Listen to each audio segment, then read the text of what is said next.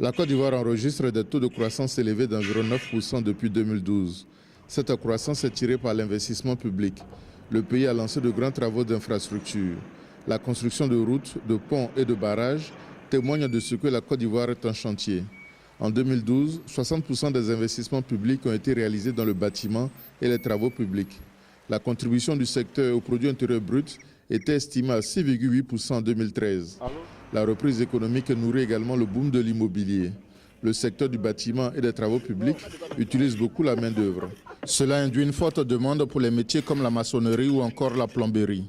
Les maçons aujourd'hui, leurs primes journalières tournent autour de 5 000 francs. Quand on prend, voire même 6 000 francs par moment.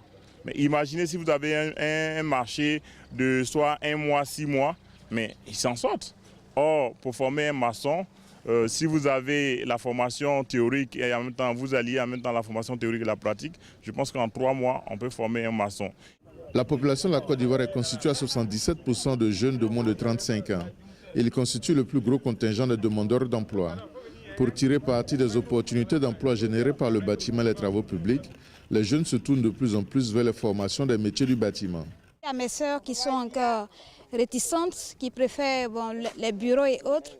Je leur dis que c'est un métier qui est passionnant d'abord, et puis c'est un métier qui rend indépendante.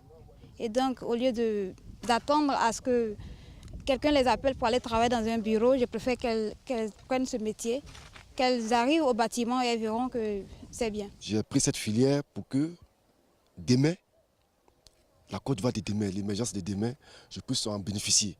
À travers ce certificat, je vais apprendre beaucoup de choses. D'abord, créer moi-même mon entreprise, parce que si déjà je suis formé, je n'ai plus besoin d'aller voir quelqu'un d'autre.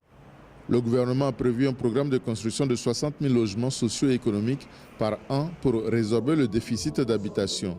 Le secteur de la construction génère un chiffre d'affaires de 200 milliards de francs CFA et emploie plus de 7 000 travailleurs pour une masse salariale de 50 milliards de francs CFA.